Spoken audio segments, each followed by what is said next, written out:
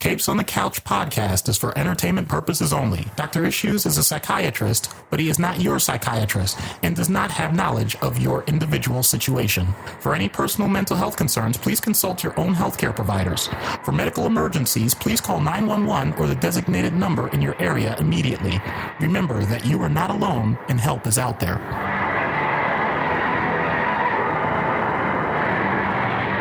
Hello and welcome to Capes on the Couch, where comics get counseling. I'm Anthony Sitko. And I'm Dr. Issues. This is issue number 92, and befitting 2020 and the year that it is, and the fact that the year is still going on, and this is the longest year on record, and it's only August. We're talking apocalypse, because why not? Brian wanted to talk apocalypse. I feel like we've been living apocalypse for, about 6-8 months now, but it's befitting that we get around to this very legendary and iconic character. Before we begin, a quick shout out this week to I Understood That Reference. Rob and Ross are two Irish friends. They cover movie, comics, games. It's a hoot. I'm particular to the Irish accents. I think it makes everything they say funnier, because it's always funny when you hear, "Oh, that shit." I chuckle at that. And a quick reminder again, we are still taking nominations for our 100th episode award show. Go to capesonthecouch.live/nominations, and you can fill out the link there and submit your picks for our 100th episode. And then we will be announcing the nominees early in September. So, Apocalypse, En Sabah Nur, was created by Louise Simonson and Jackson Guice? No clue. I apologize. I'm probably butchering that last name. In X Factor, number 5 and 6, it's one of those things where he's in the last, it's like, last panel. It's like Wolverine. Yeah. He's in the last panel of number 5, and then his full real first appearance is number 6. That's June and July of 1986. So Apocalypse is believed in Marvel history to be the first mutant. He's well over 5,000 years old. He was born in Egypt, and his name, En Sabah Nur, is translated as the first one. So he was abandoned as an infant because of his looks, and he then adopted a survival of the fittest mindset. His mutant powers manifested after he had his heart broken as a young man, combined with celestial technology that was uncovered by Kang the Conqueror. He had incredible power and became immortal. Kang went back to ancient Egypt because Kang, being Kang the Conqueror, the immortal time traveler, said, Apocalypse is going to end up being a bad dude. Let me see if I can go back and stop him so that I can take control of things. This, of course, did not work out, because these things never do. So he uses the celestial technology coupled with his own mutant powers. And Apocalypse is one of those. He basically has all of the powers. He has powers as the plot demands. Essentially, he's strong, immortal, telepathic. He knows all. He sees all. He's a really, really, Omega level mutant, shall we say. Yep. And so throughout the centuries, he fosters war. He seeks the strongest warriors. And then he says, no, mutant kind isn't strong enough for my purposes yet. Let me go into some suspended animation, and that will help. Then I'll wake up, and mutants will be more powerful, and then I can use them to take control. So he waits for further developments, and then he's awakened by the arrival of Cable, who ends up becoming somewhat of a repeating thorn in his side, shall we say. A little bit. And so Apocalypse then summons a guard known as the Four Horsemen of the Apocalypse. And the original group included Warren Worthington, a.k.a. Angel, who becomes Archangel. And so he tries to kill Nathan Summers, who is at this point the son of Scott Summers, who is a dick, and Madeline Pryor, the clone of Jean Grey. Mm-hmm. And because he believes that Nathan will become strong enough to defeat him, and then he's inadvertently responsible for helping turn Nathan Summers into Cable in one of the just all-time classic fusterclucks of a comic book background and people not knowing exactly what it is that the character is supposed to do or be. And as Matt said in our Discord, one of the classic cases of we make it up and forget half of what we decided on as we go along. So Apocalypse is probably best known for the Age of Apocalypse story arc, which is well over a year and could probably take us an hour to just describe what happens in Age of Apocalypse. I'm not going to do that. Well, that's okay, because we're just going to go back and erase it an hour ago and put it back together the way we want. I believe, if I'm not mistaken, Marvel Mythos did a extended breakdown of the Age of Apocalypse episodes. So I'll have to double check on that. And if that's true, I'll add it to the show notes. I'm certain that Jay and Miles Explain the X-Men have covered the Age of Apocalypse in excruciating detail. And we've given them a shout out, so you can check them out as well. And I'll add them to the show notes. So the basis for the Age of Apocalypse storyline is that Legion, Charles Xavier's son, who we did an episode on, goes back in time to kill Magneto to stop all of the horrible things that Magneto does in the main timeline, but he accidentally kills his father. So this disrupts the timeline. So Apocalypse, who was in suspended animation, comes out of his suspended animation 10 years before he's supposed to, because as we said, he's awake. As we said earlier, he's awakened by Cable's arrival. Well, with Xavier dead, this now happens 10 years earlier. And since there's no Xavier to help stop him, Apocalypse takes over the world. So now he's opposed by a team of mutants led by Magneto, of all people, who in this timeline is not all the way good, but he's very much focused on Charles was my friend. I'm trying to honor his memory and do what he would have done. Not to mention the survivalist aspect of, I don't want this other jerk in charge. That's why I said he's not all the way good. He's still that kind of, he has that prickish attitude to him, but he is doing it for the greater good, so to speak. So again, this is a year-long arc. We're not going to get into it. It's a separate timeline. It's Earth 295. You can go and read all of that if you want. It is responsible for introducing Sugar Man into the Marvel mythos, which just from a character design standpoint, the fact that he's just a giant head with razor sharp teeth and arms, and his name is Sugar Man, which has nothing to do with his powers. At least not that I've been able to figure out all the reading I've done. Mm-hmm. I don't know where Sugar Man. He's like a scary looking dude, and his name is Sugar Man.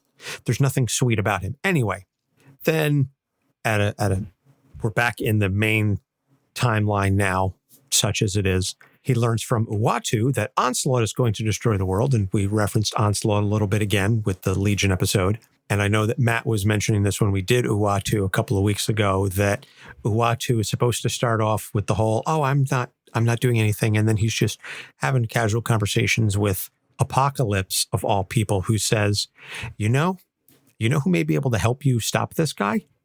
Cable. So Apocalypse temporarily allies with Cable to help defeat him, but then he ends up honing in on Franklin Richards, and this allows Onslaught to escape. Apocalypse shows up time and time again when the X-Men or mutant kind needs a really big bad. Interestingly enough, when X-Force, when he was created, they were originally going to put in the Owl as the man behind the curtain, so to speak.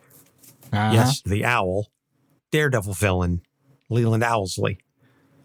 And they said, no, we need somebody bigger than that, because I guess they figured it wasn't dramatic enough that the Owl would be going after X-Force, which I absolutely agree. From an editorial standpoint, I think that was the right call to make. I know I should have referenced this 6 minutes ago, but that's okay, because we can just go back 6 minutes ago and just fix it and start over again. And if people are going to get tired of this joke, then you really don't understand the whole Apocalypse thing at all. Yeah. If you're going to get tired of it, just maybe fast forward, because then we'll be getting into something that we probably talked about 20 minutes ago.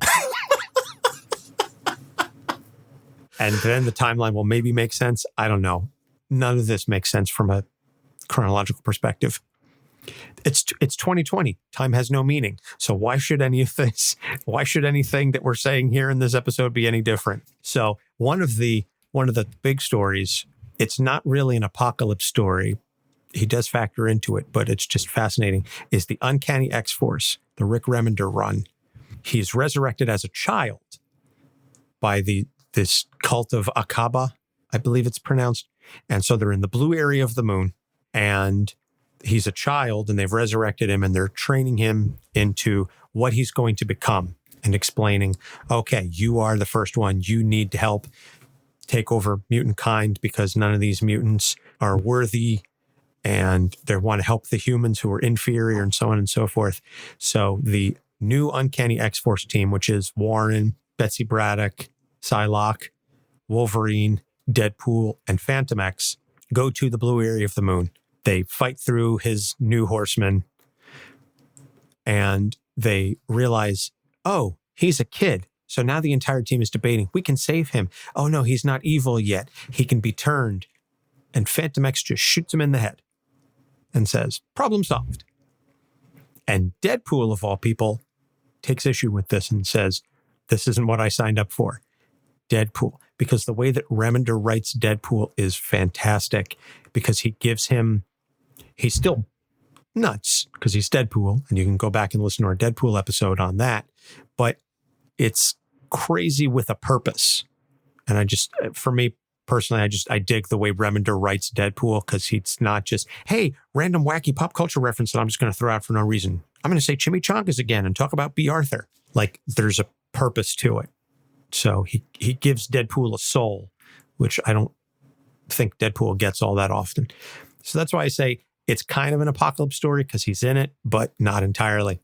And this has already gone on far too long. So there's another young clone named En Sabah Nur. He joins the Jean Grey School for a time, and he's working on becoming a hero instead of what he's believed to be destined to become.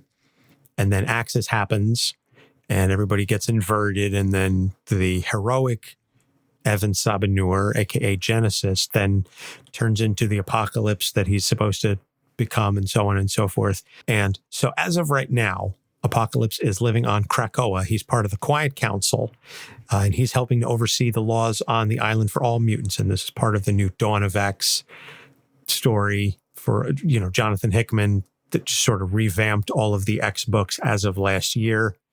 So that's what Apocalypse is doing right now. And I said during the pre-roll to Doc that if Apocalypse shows up, something's going down. But unlike Uatu, when we said this in the Uatu episode, if Uatu shows up, it's a major event. But Uatu is either going to stand on the sidelines or he's going to help the heroes. If Apocalypse is showing up, it's because he's going to take over some stuff, and he needs everybody and their sister to band together to fight him, because he is that top tier level threat. Not to be confused with the movie version, which just no. So another way to put that for all of us in our real world, which reason do you use to go to major events? Are you watching who's in the audience, or are you watching who's on stage or on the field? Depending on which way you want to view things, that's what Uatu is compared to Apocalypse. Either you're there for the main event, or you just want to know who the celebrities are that think this is important. I think that's a fantastic analogy. So now that we've certainly beat around the bush for quite some time, and I apologize for that, but he's a character that's just been in so many stories for so many decades. That's okay, because I know we can probably find some way to get someone like Cable to just stitch it all in a different format, and we'll get it right next time. So his issues, first off, he's got this savior complex for mutant kind. Because he is the first one, because he is the oldest mutant, he has this belief that I must be the one to shepherd mutant kind into ruling the world. And this is not simply a situation where, as Magneto is very much the, Homo superior over Homo sapiens, etc. Apocalypse is very much of the mindset that humans need to be eliminated, not subservient to mutant kind, eliminated with with a couple of caveats, which we'll get to in issue number 2. But I want you to get on the savior complex for mutant kind first. Sure. So I'm actually going to bring myself back to my own training, not as a psychiatrist, but I'm bringing myself back to college during my field ecology course. Why am I doing this? Because I loved the professor that I had for this field ecology course. He had a way of describing humanity. He said, well, let's think about what we are. We're a species, right? And yet, so far, we've seen in the evolutionary timeline that there are things that aren't us, but seem similar to us. And we know that there are gaps between the things that we currently see now that exist, say, monkeys, gorillas, orangutans, et cetera, and we know they're not us, but they're so close that we wonder, what's the gap and how close were things to us before us? Or maybe at the same time as us? And we come to Neanderthals. Well, where are they now? Oh, we killed them. And he would just stop there and just leave dead silence for about 20 seconds because his main point was, anytime humanity has seen something as an immediate and direct threat to us, we don't really hesitate. We just take care of business and eliminate it. Apocalypse has the same mindset. It's really not that far off than how we must have viewed those challenges back then. As a matter of fact, some people say that's how we view ourselves sometimes, depending on just how antagonistic we can be to one another. So the idea that someone thinks that their particular version of what the people around them should be at all costs is above and beyond dangerous, but more importantly, it taps into a certain base nature that we don't like to even think exists. So we often do what anybody would do if you're living in a civilized society that recognizes that total elimination of large populations is a bad idea. You suppress it, repress it. If it's come to mind, you try and understand it if it ever does come to mind, and make sure that anyone around you recognizes along with you that this is a bad idea. You disseminate the idea that children should not really focus on that as the solution to problems of the world and all of those things. Somehow this completely misses Apocalypse. He just dives headfirst into this with the idea that because I have something that other people don't in a way that they will never be able to comprehend, that means that I am better. So if we're talking about humans, we could be talking about athletic skill. We could be talking about intelligence. We could be talking about all sorts of talents, character traits, personalities, preferences, just about any topic, and somehow irrationally come to the idea that because of that, we have a high ground. Thankfully, we're at the point where that's a very, very low number of people that still follow that tenet. Not that it wasn't always that low a number.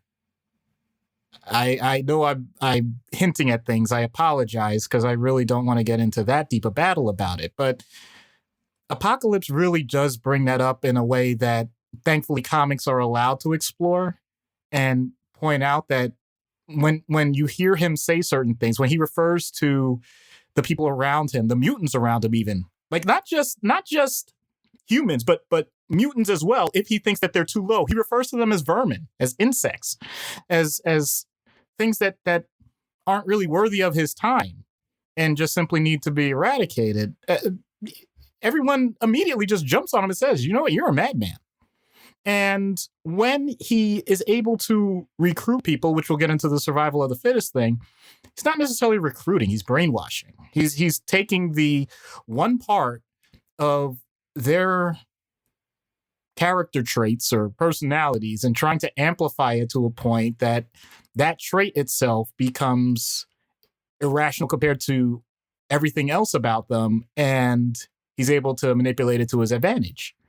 So there's a real obvious benefit that Apocalypse gets from this. It's that he gets to be the boss. He gets to run the show, do whatever he wants, however he wants.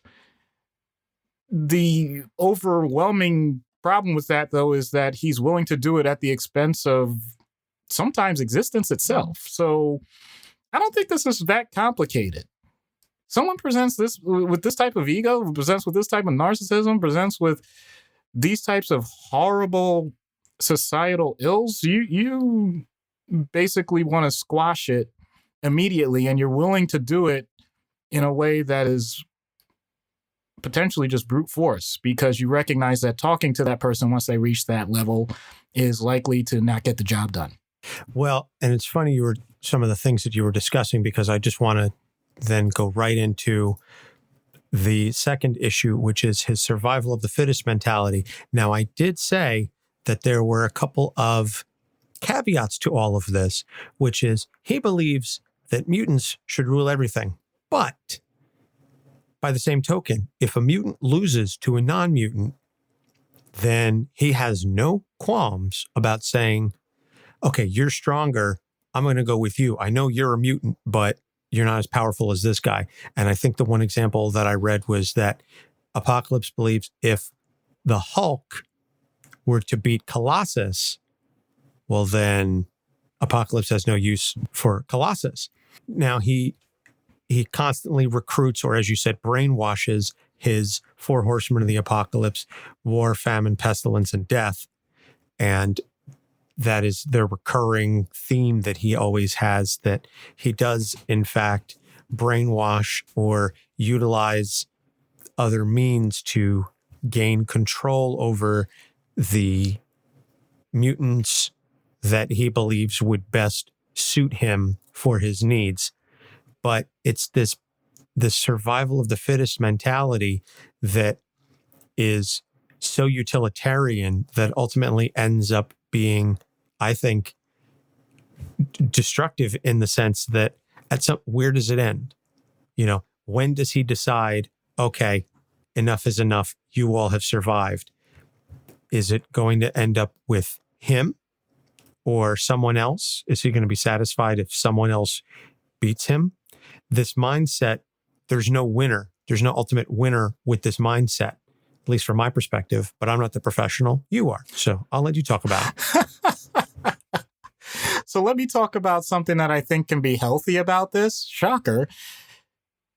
The idea of having healthy competition and wanting to improve yourself in certain categories can be an amazing thing.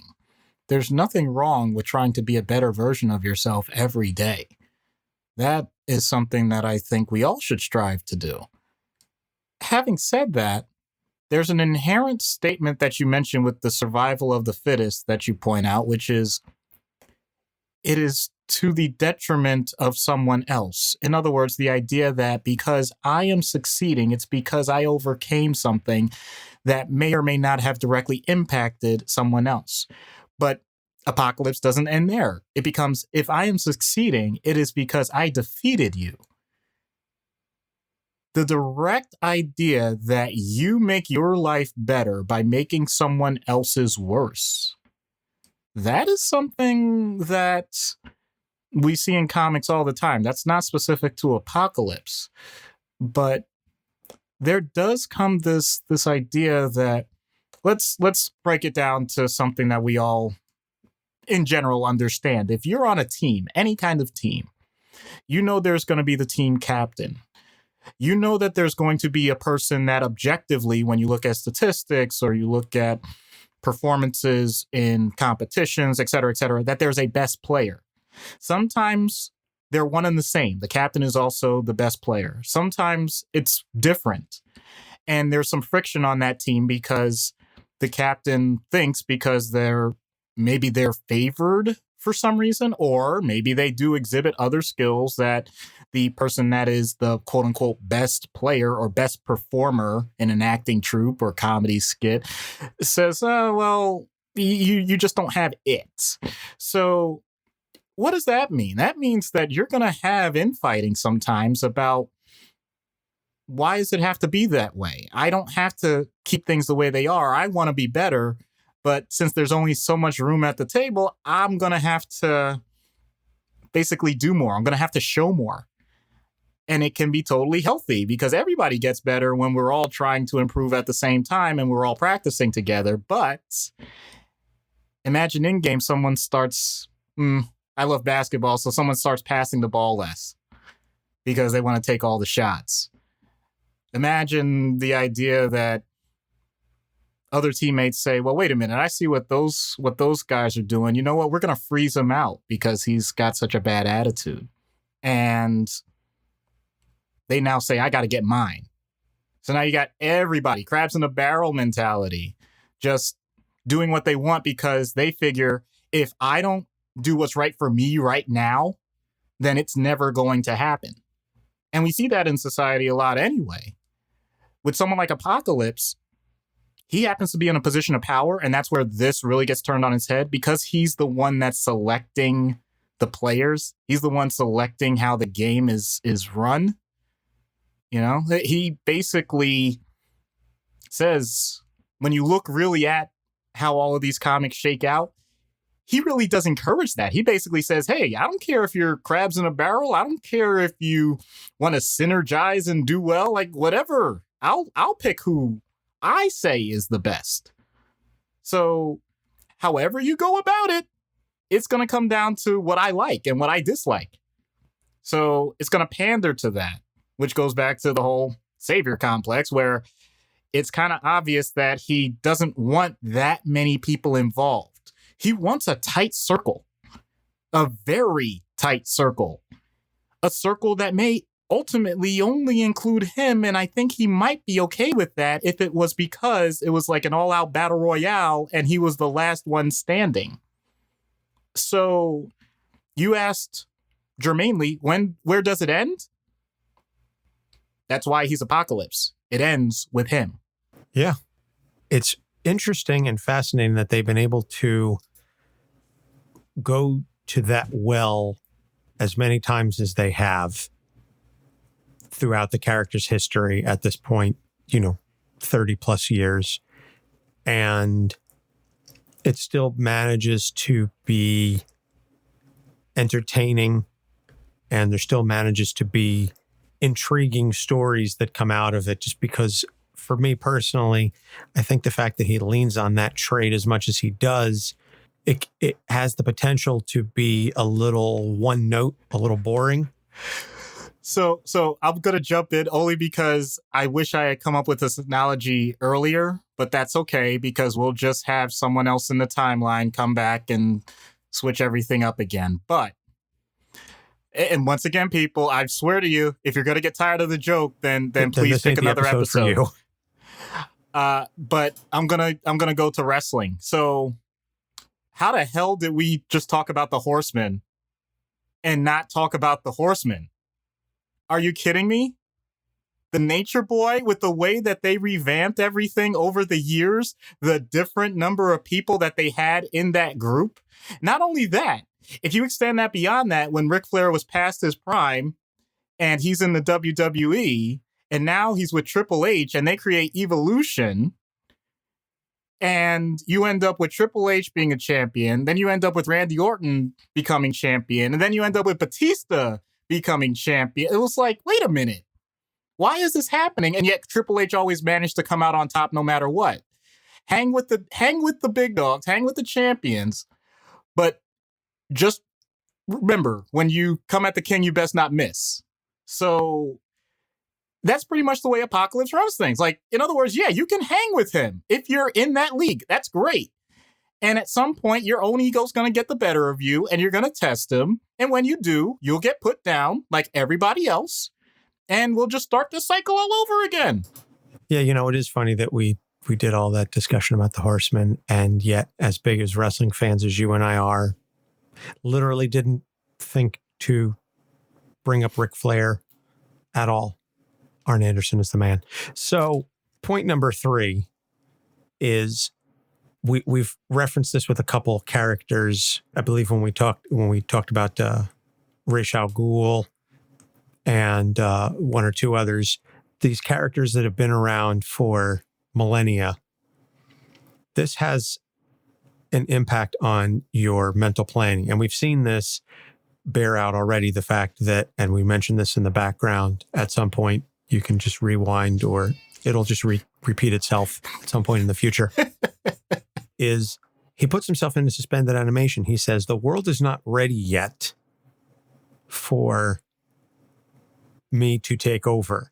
I don't have the mutant population to draw from yet to help me take over. So I'll just chill for millennia, and then I'll wake up when the time is right.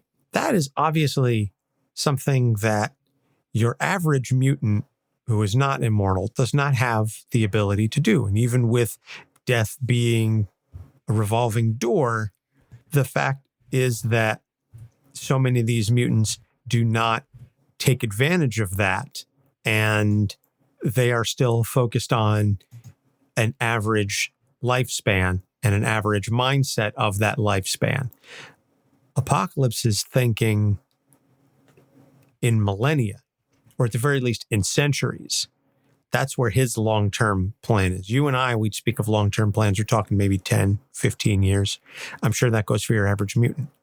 Apocalypse, his long-term plan is, let's talk about what happens in the year 3000. Like, that's an average thought for him. That has a drastic impact on your overall mindset and how you prepare for things. Yeah. This is not one that automatically I'm going to say is a negative. It's an issue. It's something that needs to be dealt with and something that a person needs to be aware of, but it doesn't always have to be a detriment. So this is going to be one of the most random references that I will ever make. Are you familiar with Colonel Sanders, as in KFC, Yes. or what originally was known as Yes. Kentucky Fried Chicken? So the reason that I am making this reference is because I'm a black man and I have to reference fried chicken. No, that's not the reason. That's not the reason. The reason why I'm referencing it is because, do people realize just when the first KFC restaurant opened? I'm not saying this like as something to be trivia that's supposed to last for a long time. My point is, Colonel Sanders was actually 62 years old when the first KFC opened. He was not a young man. This was not something that was his design at a young age and he was fine the rest of his life. He wasn't Jeff Bezos. He wasn't Mark Zuckerberg. He had already, in theory, what most people would say, had his entire life and career, and then this happened. So it wasn't as if he just stopped doing everything in his life, even though he had this great thing happen to him. And there's plenty of people that have examples of having an encore career or just doing things later in life that they didn't expect. Not everybody's going to have that. But that's the positive side, where if you just continue to have ideas or you continue to iterate and reiterate parts of what you want to do in life, you can have some great results. Unfortunately, though, many of us are in the opposite track. And by the way, I would go ahead and just raise my hand right now and say that. Meaning, I'm looking to remind myself that the reason I became a doctor is because I sacrificed a lot of my youth. In other words, my 20s were spent doing a lot of studying, a lot of schooling. I had less debt than a lot of other doctors do. I mean, doctors end up with hundreds of thousands of dollars of debt. All of it because our society has made sure that we have requirements where, to be blunt, our decisions don't immediately kill people. So you do what some people would say deprivation, but it's making choices that I'm going to sacrifice temporary gains now for better gains later. So that type of long-term thinking can be very good, except for the fact that that's still a significant portion of your life. I'm using doctors as the example because that's what I know, but that's true for anybody that has to have delayed gratification for something. The most classic experiment was with kids with the marshmallow test, which isn't exactly accurate all the time. But the premise is that sit a kid down, you tell them on the table, you can pick whatever number, I'll go with 2. So there are 2 marshmallows on a plate, and you tell the kid, you can have the marshmallows now, but, and once again, pick a certain amount of time. If you wait 10 minutes, you can have 3 marshmallows at the end, as long as you don't eat the ones now. So the whole point was most kids will just eat the marshmallows now, depending on what their age is. And there are some that will demonstrate the ability to delay gratification and wait just so that they can get the bigger reward later. Inherently, that's meant to say like, oh, well, that's better planning. That's better skill. And in a way, yes, for certain things it is. But on the other hand, what about just people in general? Forget kids. What about just people in general that say, it's okay to have enjoyment in the moment, in addition to planning for enjoyment later. The idea is keeping a balance. With Apocalypse, I think we can see the extreme.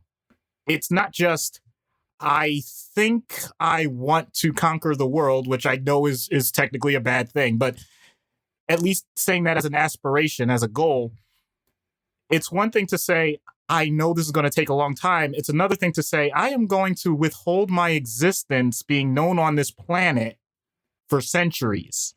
A bit much, don't you think?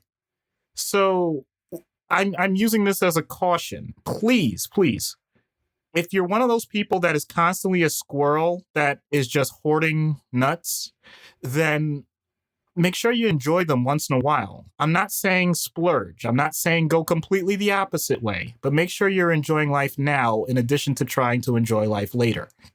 Because if you don't, you're just going to look back and all those memories, all those things that people have attributed to a sense of life satisfaction may very well be missing. And that's going to lead to some despondency in the future. But thankfully, we have plenty of characters so that if that does happen, we'll just rewind this back and see if we can fix it at a later time. And there it is. But very well said. And I do think it's important to note, because I see this all the time, is people saying, I could deprive myself of everything. I could do all the right things and exercise and eat all the right things and not drink and not smoke and not have kids, do X, Y, and Z to prolong my life. But at what cost? Is that a life worth living? Is that a life worth enjoying? And so I think this almost goes to a call of action, so to speak. Find a balance. Try and find that balance where you do enough things to prolong and extend your life. You do enough things to plan for the future, but you don't get so wrapped up in the future that you miss the present. Because then at some point you are 95 years old and you say, but what the hell was my life for the past 60 something years? Like, what was the point of all of it? Just to make it to 95? If your end game is to see how long you can live, then by all means, go for it. I'm not denigrating that as a goal. It's perfectly legitimate. But I think the human condition would say that we all need to find something enjoyable along the way. Absolutely. Because the regrets that people say usually are, I didn't spend enough time with the people I care about, or I didn't do enough to take care of myself in a healthy way. But I would be shocked for someone to say, well, I really wish I had filed that TPS report better 55 years ago. I really, really wish I did more overtime. I know that in my future, I'm really going to regret that I did not fill out that paperwork properly for that thing I don't remember. Or conversely, similar, but on a tangent, I should have done more push-ups. I wish I had run more, etc. I don't know that there's folks at the end of their life who are necessarily thinking that. They could be. They very well could be. But I don't know that that's too many people. And that's the point. And that's right. That's the point of the balance. Definitely. So we're going to take a quick break. When we get back, we'll get into treatment. Stay tuned. Hey, Andrew. Hey, Maddie. Do you like horror movies? I sure do. Well, did you know that most horror movies are inspired by real-life horror? Really? Like what? Well, take The Shining, for instance. That's based on Stephen King's real-life addictions, or The Purge, which could be our country any minute now. Oh, and The Strangers, which is based on a real-life murder. People should be talking about these things. Hey, guys. Oh, hey, Producer Michael. Hi. Well, I hate to break it to you, but somebody already is. It's you. That's right. We are Friday the 13th, the podcast where we talk about horror in real life and horror in media, all from an LGBTQ perspective. Because we gay, y'all. We are proud members of the Legion Podcast Network, and we can be found on iTunes, SoundCloud, Stitcher, or wherever your favorite podcasts are found. And follow us on Facebook, Twitter, and Instagram. Come along with us on this crazy journey, and as always, Get slayed. Hey, Jen. Hey, Micah. Remember watching the Friends premiere? No, I never saw that. Oh, but remember those first Wu-Tang solo albums that came out? No, I don't. Remember that terrible Frasier theme song? Oh my god. Remember I was sent away from home when I was 16, sent to like the middle of nowhere, Montana, therapeutic boarding school. None of this rings a bell? Oh, yeah. Join us for I Never Saw That, a podcast about mid-90s pop culture and Montana. What about ER? You saw that, though, right? No! Hello, I'm Chris Claremont. You're listening to Capes on the Couch. So, in-universe treatment for Apocalypse. If you can even survive that, what is your take? I'm combining two things that I've done before. Anyone that's a longtime listener of my episodes will notice the two themes here. One of them is making sure I'm the man in the room. And the other one is, what is the patient's situation and making it unique to them so that you don't need too many people involved. So to combine that, man, this is stupid. This is so idiotic. Who does Apocalypse actually trust? Let's really think about that. Who does he actually trust? Himself, but Nobody. Yeah. But who To some extent, he does have the advisor Ozymandias. That's true. He does have the occasional lackeys, but by and large, if they disappoint him more than once, then they're done. Right. So what I need to do, because he would never allow me to actually talk with him or see him or anything if I were of no value, is I need to get to someone like one of the Horsemen.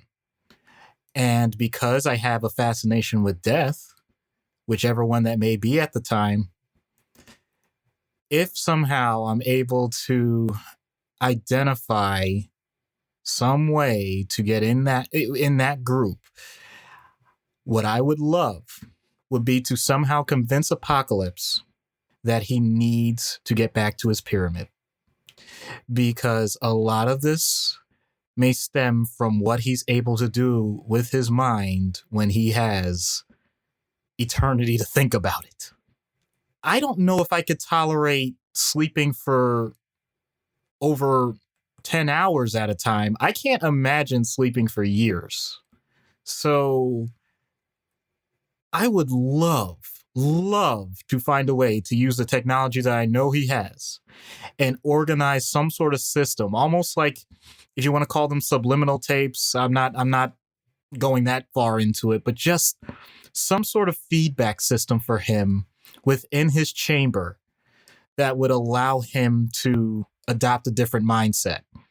Because as stubborn as he is, it's not much different than the wind and the water eroding a cliff that seems totally insurmountable into a canyon.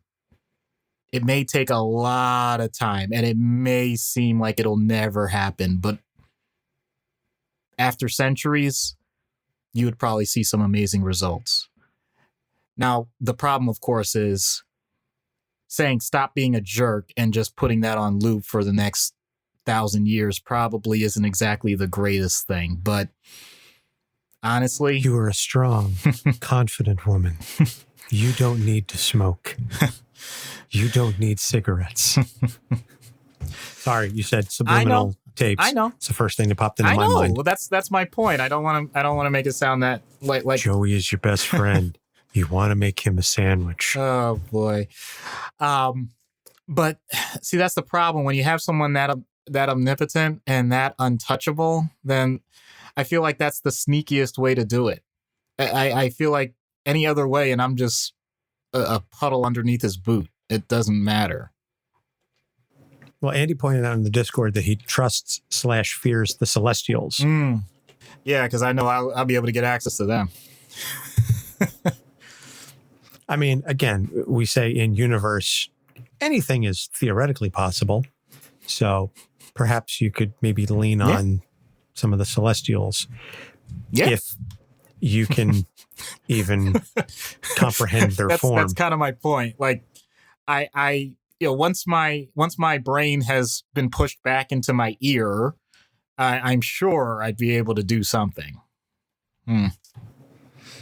Andy added, "You're good enough. You're smart enough. And doggone it. People like you. Yep. Except for Senator. But out of universe, is this... I'm trying not to ask you to repeat essentially what you said for Raish or, for some of those other similar characters. Did we do Vandal Savage? Yeah, we did. We did do and Vandal Savage. And it was similar, one. Yes. It was similar to Raish. Well, I know you don't like to... It's try not to repeat yourself. It's okay. But maybe you could rhyme. It's okay. Because...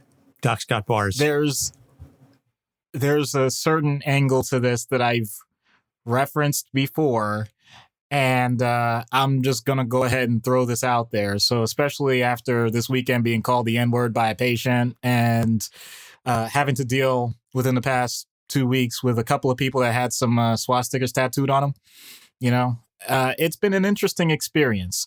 So Apocalypse saying that there's a certain group of people or a certain group of mutants that should survive above all others and everyone else is completely expendable. That's not that far in this world. And I'm sorry to just make it that real. But since that's what's going on in my life, I have no problem talking about it because I'm dealing with patients like that. And in all honesty, it's fascinating that just about all the patients that I've seen in those circumstances treat me with the utmost respect. They don't utter those words to me. They actually listen to what I'm saying, at least in the moment, until they get back to their particular group of people that they hang out with and start doing what they used to do, because that's pretty much what they know. And one of them actually said, I'm actually going to tell them that a black man saved my life. And if they question me on it, I'll gladly fight them. Why that comes up? I don't know. Maybe it's because we were looking at the underlying depression and the idea that they were trying to hang on to a group like that was for the sake of their own survival because they couldn't understand that they had self-worth outside of a particular group that was propping them up. So talking like that once in a while is okay, but to be honest with you, I did no psychotherapy with those people. Why? Because I couldn't tolerate it. I know, using the word intolerant about intolerance. Okay, I get the meta feel there, but what I'm saying is and they knew that when you're talking to someone like me and you already have established that I'm not in your construct, it's like, well, I still exist. It doesn't matter whether or not you had that belief or not. It's still part of reality. And when you challenge someone's reality head on and they're not psychotic, then they're going to have to come to some sort of resolution. So either I'm going to blip out of existence. Guess what? That didn't happen. Or they're going to change their construct, even in like just the slightest way. So someone like this that really feels like there's only a certain group of people that are valuable in the world. And by the way, let me point out that religion has been responsible for people thinking like this too. Let me point out that people in a lot of different areas of the world have felt this way just about what they call nationalistic pride. People have felt this way about genders. People have felt this way for so many different reasons. Socioeconomics, all of it. People carry these biases, and the whole point of it is, it doesn't matter whether or not you carry them, because it doesn't make you less of a human being. It doesn't make you less of a person. It's just having the actual exposure sometimes can lead to just a little bit of change. So if it's possible, and if you could do it subtly as opposed to brute force, there may be some benefit there. But let me just say, and this is the part where I rhyme, I wouldn't do this long term. I wouldn't do this with one person and pretend that I'd be able to do it for a long period of time, because my own concerns, my own issues, and I said it before the broadcast. I'll just bring it up because that's where my headspace is, and this is that kind of show where we're real about it. So I don't want to make it sound like it was all sunshine and rainbows. One of these patients who actually I thought didn't really meet this criteria, decided that he was going to call me the N-word and threaten my life. So be it. It's one of those things that I recognize it's his own interpretation of how he views the world, and there's nothing I can do about that except making sure that I keep my view of the world as open as possible and allow for as much love and kindness as possible to be a good influence, as opposed to letting people like that drag me down and think people are worse off for it, because it's about his character, not mine. So I hope that person gets the help that they need. So someone like Apocalypse, to be honest with you, they're the bullies in life. They're the ones that think that they're better, that know, quote unquote, know that they're better. And when you meet up with someone like that, some people are going to fight head on. Some people are going to try and help them see a slightly different way and be a little bit less of a bully and a little more tolerant of others. I'll admit I've taken the second path, and once again, this is one of those, I'm not saying this as a psychiatrist, I'm saying it as a human being. For the people that take a much more direct and head-on path, then Godspeed, because not everybody is able to do that in the moment. Absolutely. And this goes back to what I was saying.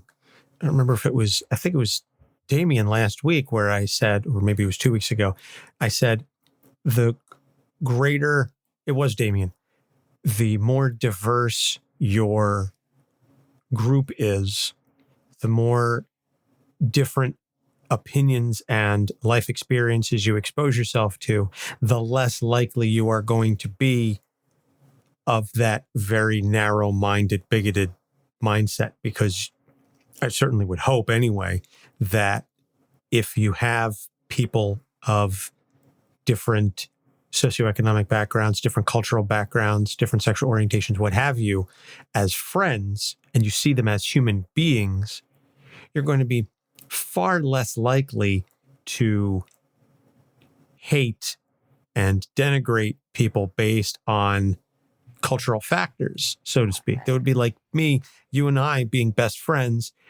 but I'm also still a white supremacist. Like, how is that going to jive? Because you're not going to, first off, you're not going to want to be friends with me. And secondly, it's going to be incredibly difficult for me to hold these two simultaneous viewpoints of whites are better than everybody, but also this black man is my best friend. Like, the cognitive dissonance there is just going to tear my brain apart. So one of those things has to go. And I would hope on the large scale that it's white people are superior, that gets dropped. Similarly, if you have friends that are, on the LGBTQ spectrum, what have you, that you are going to be far less inclined to say, well, I'm, a proponent that only a man and a woman should be married, and that, a man and a woman are the only respectable parents that a child should have, et cetera, et cetera. You're going to be far less likely to have that viewpoint if you have a gay relative or a lesbian friend or a transgender coworker, whatever the case may be. You're going to be far less likely to have that viewpoint. So that ties into, again, what I was saying last week with Damien. Diversify your group, your circle, and you won't have those mindsets. And bit by bit, that's how they change you and you change them. And then eventually, pie in the sky thinking, we all see each other as just human beings. And that's when we can really start to take off as a society. But that's not going to happen until we stop nitpicking over these little things. But that's some Martin Luther King, I have a dream type stuff, type thinking. But that is the end goal. But there's nothing wrong with having that goal. Perhaps we need to develop a chamber for ourselves, and then, the year 3000, we'll see what happens. And if it doesn't work, we'll just come back to this timeline and maybe we'll try again. Thank you for taking the bait. No problem. Anytime. I should hope after 92 episodes, I know exactly where you're going with that. So, having said all of this, let's see what happens when we get Apocalypse on Dr. Issues' couch. Hello, Apocalypse. I'm Dr. Issues. Are you mutant or mortal? I am a mortal. Have you any abilities? I can do this cool thing with my pinky. Can you control people with it? Kill with it? No, I can wrap my other fingers around it and wiggle it a little bit. Kind of creeps people out. Creep them out to death? No. Then what use is it to me? It doesn't have any use. It's just a neat trick. Genetic anomaly though it may be, it is not sufficient to rise to the level of utility needed to earn you a place among my horsemen. Fine by me. I'm not interested in being a horseman. Then you shall die. Hold on a minute. Is that all you're focused on? What other purpose can you serve? Either you fight to serve me, or you die. I'm amazed that someone who's been around as long as you have has such a binary view of the world. I mean, you've seen the rise and fall of countless civilizations, like Incas, Maya, Easter Island. I mean, there had to have been some value there to you other than just fodder for your army. Any other civilization served only as inspiration for the one I wish to create, the civilization this world deserves. And what does this world deserve? The strongest in charge. You fools serve at the feet of weaklings who promise you strength, who fill your heads with lies of a better world. Only Apocalypse is honest with you. If you fight and win, you can serve at my side and join me in building a world worthy of our skills. I offer everyone a chance to prove themselves. How else can one find the sharpest blade without using it to cut? A strength untested is no strength at all. While I appreciate your philosophical take on this, it still ultimately ends in a bloodbath for the majority of people, mutant or not. There's more to life than fighting. There's more value than just brute strength. Surely you could see that. I acknowledge intelligence has its purpose. Although none can match my practical tactical brilliance, the few who are not buffoons may find a role serving me. They may direct the strong. I find most have brains or brawn, but only I have them in equal measure. I still can't wrap my head around the fact that you were born into a slave culture in Egypt, you've witnessed millennia of growth, and you still can't move beyond a simple master-slave mindset. Humanity as a whole is a group of slaves unto themselves. There is no hope of growth, only those who wish to be the first to expire at the hands of greatness. Then what pushes you towards greatness? You're creating a fallacy of the predetermined outcome. What need is there to fight if you know you already won? It sounds pretty boring to me. Who says I have won? So far there are none yet who can challenge me, but perhaps one day someone will rise from the rabble, and if they have the strength and skill to defeat me, it will only be because I have created a system that has honed them to perfection, and that will be my legacy. The world will thank Apocalypse. The world. Okay, so the fall of many for the rise of one that may never come, with no other witnesses in an era that no one may comprehend, with your one heir that by definition has no other stone left to unturn. Nice. Bravo. Mocking me has no effect on the outcome of this encounter. Well, neither does avoiding any of the points I raised. Do you dare to answer? You just said you've defined your legacy on waiting for centuries, wasting time and resources on a hope that's yet to surface by your standards, and you wantonly make this choice every millennium, century, decade, year, minute, moment. I mean, look, you may envision yourself as some sort of god for that, but in my mind, you're an ancient relic until you catch up to what's around you. I have spoken to many beings over the past several millennia. Few have spoken with the brazen tone with which you address apocalypse, and none have survived. I see no need to alter things now. I didn't think so. And that's why I came prepared. What? Hello, Apocalypse. I'm Dr. Issues. Are you mutant or mortal? Sorry. I just remembered I have another appointment. I have to go water my dog. Bye! If he has any abilities, it's not intelligence. Well, we said at the start and through several points in the middle that this was going to be an episode that featured time travel and changing timelines. I see no need to do things differently now. You thought we were joking when we said if things got bad, we would just go ahead and go back. But nope. It really saved me this time. So, recommended reading is Age of Apocalypse, and that's all we're going to say because that's going to take you about a week or two to get through all of the numerous issues, not to mention all the follow-ups, the sequel series, the add-ons, et cetera, et cetera. There's probably, I'd say, several dozen comics affiliated with the Earth 295 timeline.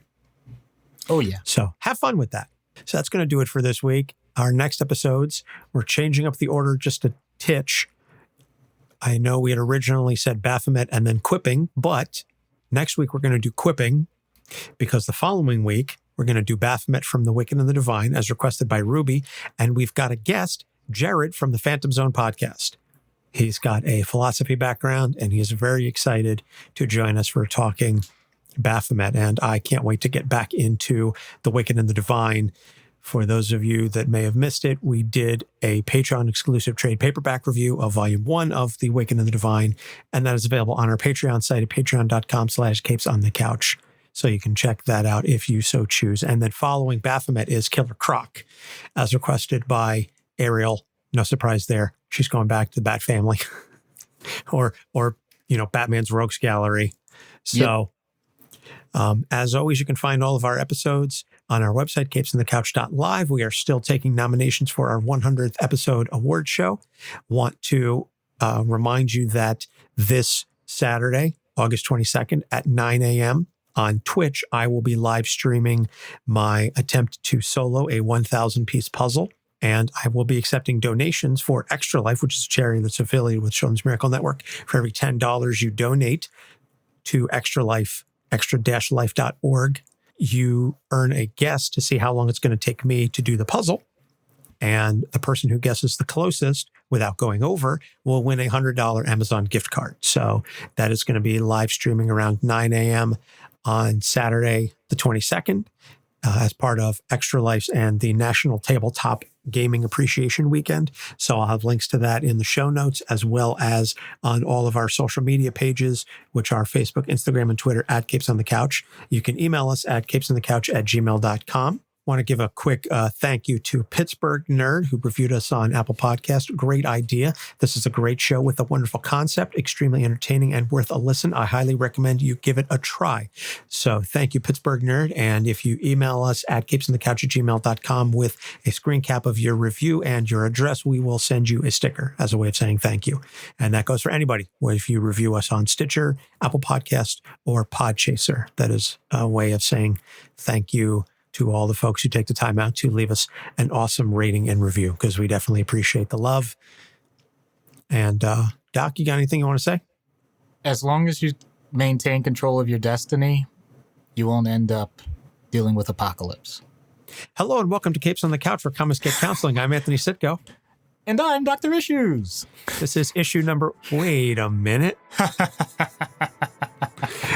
For Doc Issues, I'm Anthony Sitko. Thanks for listening. We'll see you next week. Capes on the Couch podcast is for entertainment purposes only. Dr. Issues is a psychiatrist, but he is not your psychiatrist and does not have knowledge of your individual situation. For any personal mental health concerns, please consult your own healthcare providers.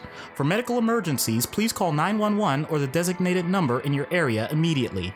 Remember that you are not alone and help is out there.